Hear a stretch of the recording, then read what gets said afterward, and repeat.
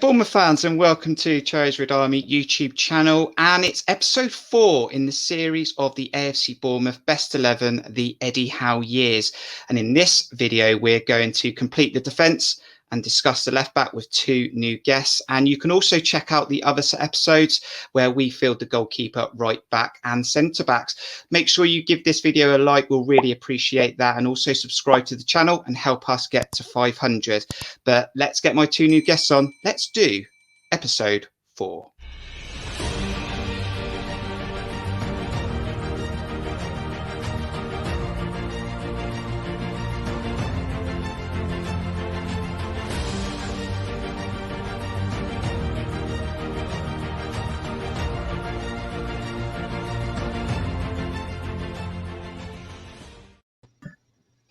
And on this episode, I've got Mr. Deadlock himself, Aaron Kaye, aka Simon Cowell. How you doing, Aaron? Yeah, my trousers are a bit lower than Simon Cowell, but other than that, I'm fine. Yeah. We've also got Mr. XG. How you doing, John? Oh, thank you. I like that one. Better than some of the other nicknames I've had over the years. I'm doing good, thanks, Kurt. We're going to fill this defence today, guys, and we're going to sort out the left backs already. We have filled the goalkeeper, right back and the centre backs, and we've currently got Boric, Francis, Steve Cook and Nathan Ake in there. Now, let's go through the rules like we always do, just in case you're checking in for the first time. So if a player has played 1 appearance for Eddie Howe or was signed by Eddie Howe, he has a chance to be a contender. We're going to debate selected players, create the best 4-4-2 formation, and then choose a player for that position or positions, as we may do more than one in an episode. Happy with that, guys? Yep. And also, if the debate does get out of hand or you do answer the official back, I have got my yellow card now as well, and I have a red card. Okay, so keep it all above board and sportsmanship as well. Now, obviously, not every player can make the cut, as we've discussed previously. And we're going to look at some of the players that haven't made, or some players that could be contenders, guys. And we've given the majority of the players in that spell under Eddie Howe. I mean, some of the names there, guys. I mean, what comes to mind? Aaron? Well, I mean, Painters. We should stop the show now because Painters are shooing. All most of them certainly played their part over the years. Either under Eddie or certainly signed and by Eddie and played some part. Yeah. And Lloyd Kelly comes in as a left back potential contender, but probably the newest player in this lineup. John? Yeah, I think we could have argued put him at left back or right back or centre back. Sorry, not right back. We could have put him at left back or centre back. Obviously he played sort of more as a centre back in the few appearances that he made for us in the Premier League, and I mean he even finished the game against Brentford at centre back as well. But obviously he's spent the vast majority of his time at Bournemouth as a left back, and there'd be reasons to really consider him in the top spot. But we'll see what we've ended up with. I think it's also worth pointing out that we've had a plethora of right backs who've played at left back over the years, but these are just left-footed left backs, right? Yeah, absolutely. But the 4 contenders on this episode that could make that final position in the defence is Rhoys Wiggins, Charlie Daniels, Warren Cummings, and Ian Harte. I think we're happy with those 4, aren't we, guys? Yeah, I mean, as we said, Lloyd Kelly certainly. I'm sure there'd be quite a lot of particularly more recent fans will probably be disappointed that Lloyd Kelly's not in there. And when you look, Ian Harte, played essentially one full season for us. Obviously he's got less of a claim, or is just as much of a claim as Lloyd Kelly. But looking at the player that Harte was, I mean, you couldn't really leave him out of this list.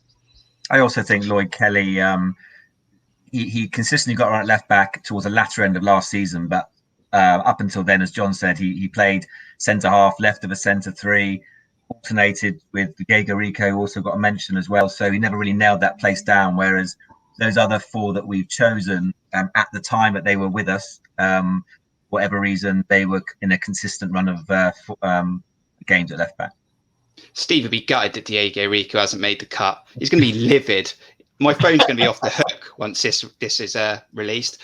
Okay, we're going to go to that wheel. John, this is your first time in this series, and we'll let you have the first pick. So let's spin that wheel for the first player. Who are you looking for, John? Charlie Daniels, preferably. You're gonna get Ian Harte. Ian Harte. I mean, above his position at Bournemouth, absolute legend of the game. He really is. I mean, if nothing else, my stepbrother at the time would not shut up when we got Ian Harte, because he was the third best free kick taker on FIFA at the time, despite being in League One. As I said, he didn't play, extensively for us. I mean, he ended up being with us for 2 seasons. Only appeared twice, I believe, 4 times in our championship winning season, 24 caps the season before that. So he was brought in a sort of competition for Daniels and got a decent run of games, ended up with 1 goal and 5 assists, and that goal from a penalty. It was really his set piece ability that is the thing that always stood out to him, because that's not something that you lose. He might have lost a lot of his pace when he came to us, but his ability in defence, his ability on the ball, and his wonderful left foot was just something that, to have that in the Championship was just brilliant. I mean, he was still doing it for Reading in the Premier League the year before we got him. And yeah, there's really not much to say that hasn't been said about 1,000 times about how good Ian Harte was over the years. And we still got a lot of very good appearances from him in the time that we had him in the Championship. And to be fair, Aaron, we don't really know what discussions and what goes on in the changing rooms before the game, but a player that had experience playing in Champions League semi-finals for other clubs. But I'm a bit surprised, Aaron, when I look back on the stats, he only scored 1 goal, considering he did have a left foot out of this world.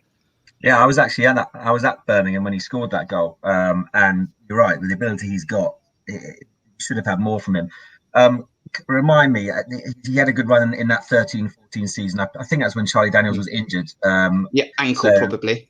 Yeah, so he had an injury and Ian Harte came in. I remember when we signed Ian Harte, obviously we were, it was our first year in the Championship, and I remember thinking, we've kind of arrived, in Bournemouth style, because to sign a player of his caliber in the Championship, which, been dreamed about being in the Championship for years, and I thought, he would sort of come straight in, but it's credit to Charlie, who will come on to later, that predominantly kept him out the side. But yeah, Ian Harte was a consummate professional, wonderful left foot, as has been said, and I think has added much needed experience at that time when we were kind of finding our feet in the Championship.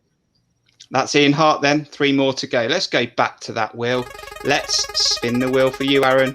Who are you going to get to discuss in this left back? And it is signed 44 times by Eddie Howe, Rhoys Wiggins. Bring up his stats in a moment. But Aaron, you probably would have seen the best of Rhoys Wiggins, to be fair. Yeah, Rolls Royce. So obviously came on loan initially in the 08-09 season, but then I think when Eddie then took over permanently in the beginning of 2009 season, he was he bought him on loan, and then he went to sign him permanently. And it was obviously a player that Eddie rated very, very much, to the extent that even when we were having a bit of a left back conundrum with injuries, etc., a couple of years ago, he actually got him back on loan. I don't think he played, as far as I remember, in that, but it was someone he depended on and knew you could do a job and knows the way we play.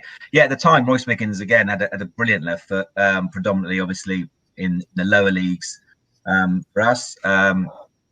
Very, very dependable, just a kind of good player going forward as well, but was just a really good defender. I think he read the game very well.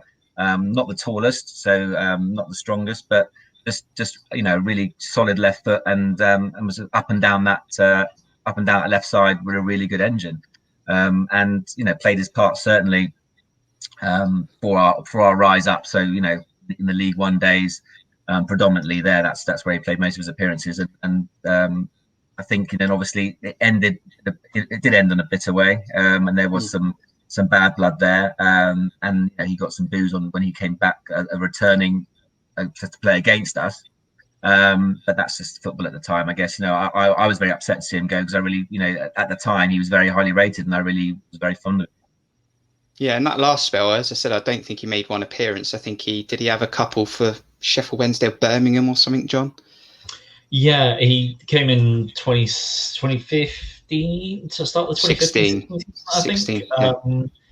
And brought him from Charlton, who we lost him to initially, who were in the Championship. I don't know what the Charlton fans were thinking when he ended up getting a sold as a fourth choice left back to Bournemouth. And yeah, he never played a game. I think he got an injury almost immediately. After recovering from that, he went on loan to Sheffield Wednesday, got 6 appearances, and then went to Birmingham the season after that, got 2 appearances before getting a career-ending injury. So, yeah, brought him through 3 times, and the third time didn't get one appearance.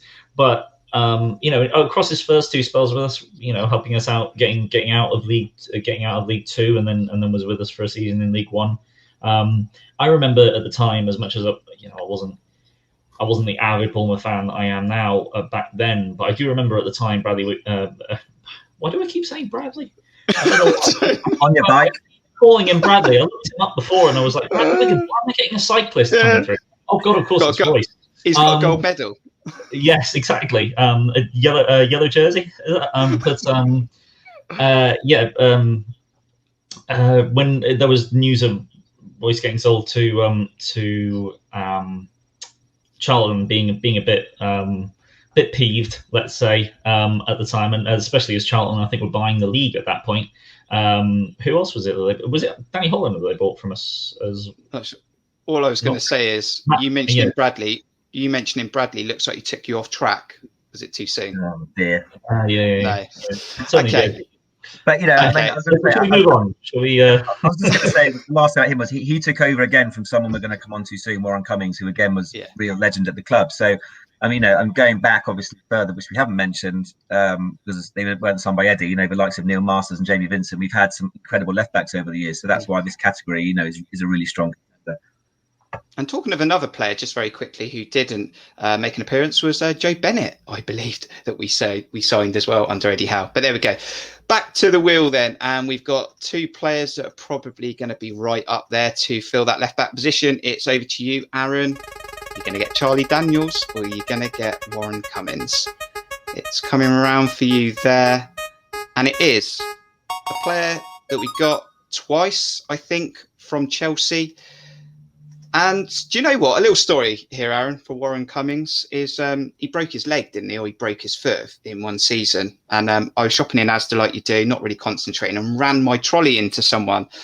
Then I turned around and thought, oh, God, and he's got like a broken foot. He's in a cast. And it was Warren Cummings.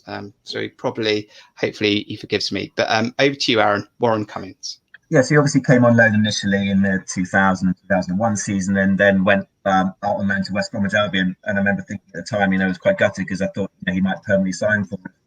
Then he went up to Scotland and then came back on loan in 2003 and basically then stayed until 2012.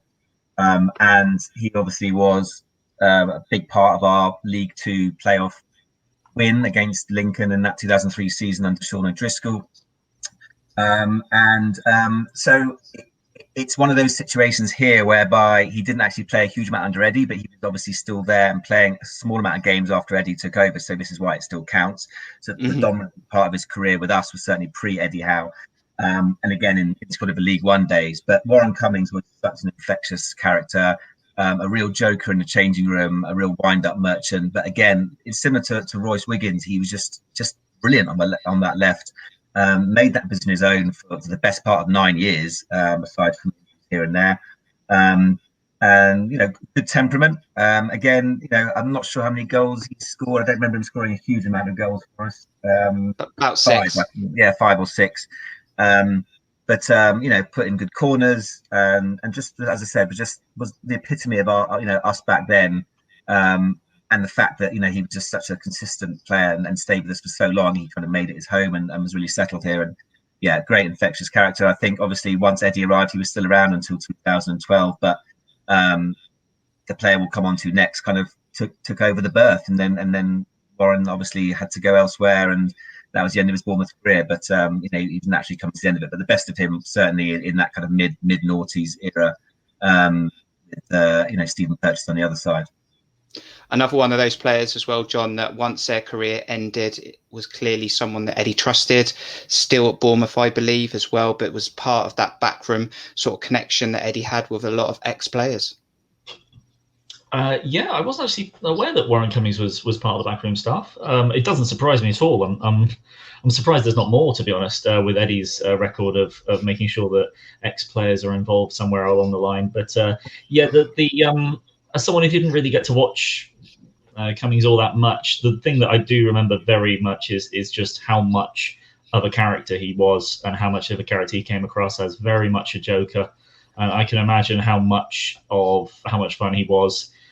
Even when he was getting on in the years, I imagine he was still taking the mick out of everyone he possibly could. I mean, I guarantee you that he was like that, and he probably still is. But 248 appearances, that's a hell of a stalwart for the club. And you were right, 5 goals. So he was putting over 30 appearances every season for 5, 6, 7 years. And that is, to have someone just to come in and be that reliable to just take the position and just say, yep, that's mine now, you don't need to worry about it anymore. Such a weight off your mind as a manager to have someone so reliable like that. And, he did it for God knows how many managers we had during the time that he was there at the club. So, just a legend for Bournemouth. One player left then. Let's go back to that wheel because we have to confirm it 100%. Charlie Daniels is spinning round. It's going to come round to Charlie. what Come on, Charlie. a club legend. You got your wish, John. Yes. It's going to be Charlie Daniels, signed from Leyton Orient. Had a few bad injuries initially at the start of his career with Bournemouth with that ankle problem that just wouldn't go away. But then once he got into that championship season, got the club promoted and in the Premier League, was just someone that even Eddie tried to bring in left backs that maybe could replace him. They couldn't shift him. No, every single left back that he brought through just couldn't get Charlie Daniels out of that spot. It was really something. Just he like a lot of players, I think, just when Eddie came in, just absolutely thrived. I remember at the time that Daniels was rumored to be coming into the club, and we were looking at players like Francis, like Cook, like Daniels, and just being sort of not as familiar with a lot of the teams they were coming from, but hearing names, it being exciting, new people coming in, and then you don't know what you're going to get from someone that was at Leyton Orient, that would have been the league below at the time. I'm not sure, but yeah, just absolutely ran the show down that left hand side with Mark Pugh. Once those two teamed up, it was just game over for basically every single defending team. It was just when Eddie had the Francis Ritchie partnership down one side and the Pugh Daniels partnership down the other side. It was just poetry in motion, the way that those guys just worked together. And above all other things, the one memory of Charlie Daniels is that goal against Man City, which is still one of the best goals I've ever seen by a Bournemouth player by some distance. And it was just heartbreaking that we didn't actually win that game or even get a point from it in the end, in the 97th minute. But 265 appearances. Didn't realise he got even more than Warren Cummings, but he was at the club for even longer. Just got his fair share of goals from left back as well, just looking 17, which is pretty decent from fullback. But just someone you could rely on to do everything that a modern fullback did. I mean, it was our first season in the Premier League. I listened to pretty much every football podcast there was when Bournemouth were in Bournemouth's first season in the Premier League, and he got left back. He was in the team of the season left back for I think it was the Times or the Guardians team of the season, whichever one Gabriel Marcotti was running. He was just incredible for so long, and just after the years got on and the injuries got on, unfortunately he lost his pace and he couldn't do as much as we wanted him to do, and he continually found himself bombing upfield and then not coming back. But I don't want to focus on those years. He was incredible, and it's shown how difficult it's been to replace him by us continually swapping left backs for most of this season. So what a player he was, and someone that isn't finished yet. The only player in this list that hasn't retired yet. No. I mean, I don't know how much longer that will go on for, but still going as well as he can in his mid to late 30s. Some great goals in there, like John said, Aaron. There's some goals that he sort of hit into the ground, and I think it bounced off the top of the bar and went in. I can't remember who he scored that goal against. But that Man City one, I was in the stadium on that one. I don't know if you were in the stadium. When he was about to hit it, I was thinking Kings Park Cafe, but he caught it sweetly, and they show it all the time in the Premier League, that goal. I was behind it. I was in the Ted McDougall stand, right behind it. And yeah, as John said, one of the best goals I've ever seen, live or not live, for that matter. No, Charlie Daniels was just. I got a friend who supports Leyton Orient, and when we signed him, he said, "You got a real player there," and right. He was quite tall. You know, sorry, he was. I'm talking like he's not around anymore. He is quite tall. He is quite tall. You know, he's over 6 foot, and he, you know, and that he's very mobile still. And I think, as has been said, you know, the biggest compliment you can pay is we brought in Brad Smith, you know, very highly rated at Liverpool, to replace him. At the time, we even brought Tyrone Mings in really to replace him at left back. He came in as a left back, and he was, you know, shoehorned out of that straight away because he just wouldn't be shifted. And you know, he wasn't a goal scorer, but he scored a lot of goals. Great partnership, and just brilliant. And he just stepped up every single season in the Premier League. Certainly for the first 3 years at least. He was just never let it go, and it was just to the extent that Eddie could never drop him. And as John said, you know, and I think this goes on this whole subject. We've had such these left backs we talk about, such longevity with them within our team, naturally taking over from each other. That, you know, Lloyd, who we did talk about, hopefully can do that for years for us to come. But obviously haven't got to that stage yet. But no, Charlie Daniels, absolute legend. I wonder if he hadn't got that injury against Man City, whether he could have, you know, stayed in the team for longer. No one knows what really would have happened if he hadn't got that injury. His legs were, as John said, going a little bit, and you know, I found myself sometimes criticising him, which I hated to do because I loved him. But I think it was coming to an end naturally anyway. But yeah, legend. Right, all the talking's been done, and now it's time to pick who's going to take that left back position. This is your 1 minute chance to just think about who you're going to pick. Let us know in the comments if you're going to be happy with the choice. And guys, here's your 30-second warning.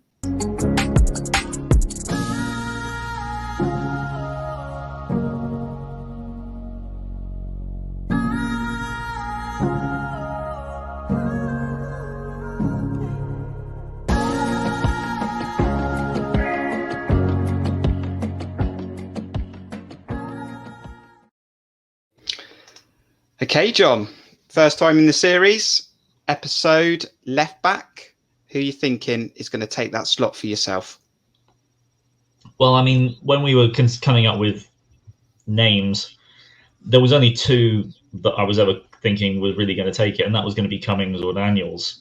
You know, for the longevity above all other things, but just for the quality they had in the time that they were with us as well. But you know, for me, there can only really be one Charlie Daniels, and he would be my pick to go in left back. Rhoys Wiggins got a chance. I mean, he did say yes to Eddie 4 times, also, Aaron. But who is your pick for that left back position? Yeah, no Simon Cowell today, I'm afraid. I think the biggest compliment I can pay to Warren Cummings is that anyone else, I think, you know, in most other situations he would be the first choice, because I said he's absolutely brilliant for so many years, and the character infectious. But yeah, Charlie Daniels for me cannot be surpassed. Not only obviously he played in our best ever era, but he was the best ever left back that we've had to date. And not just his ability, but his character, his dependability, professionalism, and everything about him. For me, there's no competition really in this category. And there might have been debates on other episodes, but I think we'll all pretty much agree that probably Charlie Daniels will nick this, and I'll make that a third, a clean sweep. Charlie Daniels will take his left back position in that lineup and will fill the defence. And there we have it, guys. We've got Artur Boruc in goal, Simon Francis, Steve Cook, Nathan Ake, and Charlie Daniels. John, this looks very familiar. I was just about to say that. Yes, it's a. I mean, it's not going to be too much of a surprise to find that players that either came up to the Premier League or played in the Premier League are going to dominate this 11. I'm sure we might end up with a surprise or two somewhere down the line. But, when I remember Bournemouth's at their best, those were those are right up there with the first names on the team sheet. Obviously, it was Elphick and Cookie that came up, and that was them in our first season, and then the season after that, it was Cookie and Frano possibly that were the two left backs in our best ever season. But Nathan Ake for me is, apart from maybe George Best, our best ever player in a Bournemouth shirt. So yeah, I fully agree with the current choices, even if I wasn't involved yet. And Aaron, we don't want to forget, the -17 and all the other players that did so well for us, keeping the club alive. But as we're going through this, and I think we will see some of those players drop into this lineup, but I think it's hard to disagree that is a top back four. Yeah, I hope Tommy Elphick doesn't take it personally so far. But no, I think it's a joint thing because, as John said, these obviously the players who played in our best ever era in the Premier League. But it's not just because of that.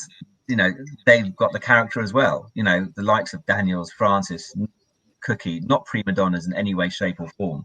So yes, they played in our best ever era, but they held their own coming up from League One as well. So it's a kind of, it's apart from Nathan Ake, obviously, rightly takes his place there.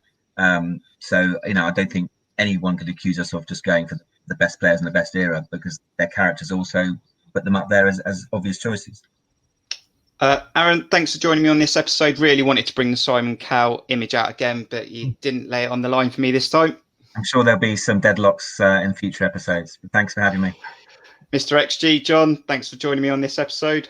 Yeah, no problem. I'll have better stats next time. Don't worry.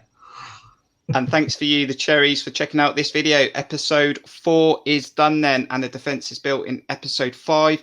We'll start on the midfield, but please leave your comments. We want to know who you would have picked, and any players that we missed, let us know. We'll read every comment. Also, subscribe, help us get to 500 before the season starts, and give this video a like. But from me, John and Aaron, take care of yourselves. We'll see you on the next video. Up the Cherries!